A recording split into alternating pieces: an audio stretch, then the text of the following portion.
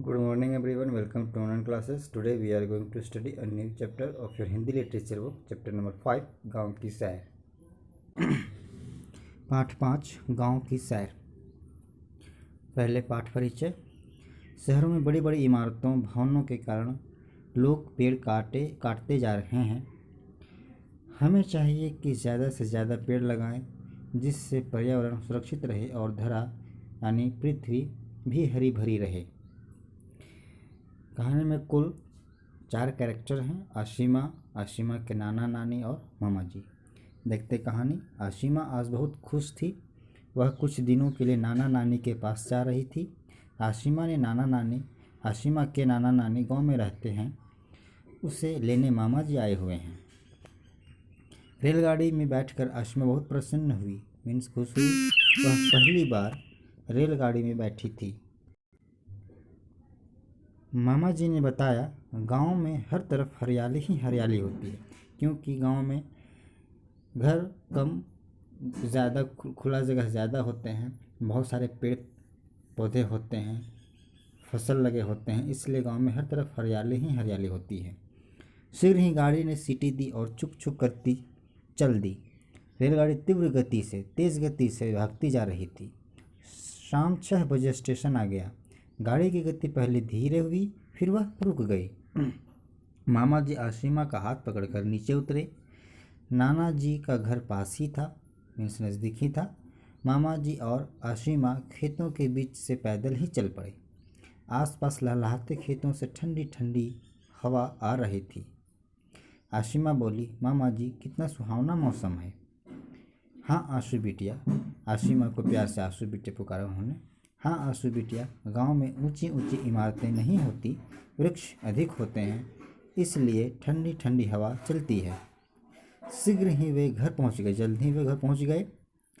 नाना नानी उनका इंतज़ार कर रहे थे। उन्होंने आशिमा को गले से लगाया। नानी ने जलपान कराया, नाश्ता दिया। आशिमा ने देखा, घर के सामने एक सुंदर बगीचा है। बगीचे में रंग बिरंगे फूल लगे हुए थे। कुछ क्यारियों में टमाटर और मिर्च भी लगी थी। घर के पीछे पीपल और नीम के वृक्ष थे, क्योंकि वे गांव पहुंचे हुए थे। गांव में ये सभी चीज़ें देखने को मिलते हैं, शहर में बहुत कम। आगे है, सब बैठकर बातें करने लगे। आशिमा नानी को शहर की सब बातें बता रही थी। रात को 8 बजे सबने खाना खाया। नानी जी ने खाने में आशिमा को मनपसंद चीज़ें बनाई थी। खाना खाने के बाद आशिमा को नींद आने लगी। मामा जी उसे कमरे में लेकर गए। बिस्तर पर बैठकर वह इधर उधर देखने लगी। क्या देख रही हो? मामा जी ने पूछा। मामा जी, कमरे में एसी कूलर तो नज़र नहीं आ रहा, आशिमा ने चकित होकर पूछा। आश्चर्य से कि कमरे में एसी कूलर नहीं है, कैसे सोएंगे, गर्मी लगेगी। आगे, बेटा यहाँ पर एसी कूलर की ज़रूरत नहीं होती, मामा जी प्यार से मुस्कुराते हुए बोले। मामा जी ने कमरे की खिड़की खोल दी। ठंडी ठंडी हवा के झोंके आने लगी।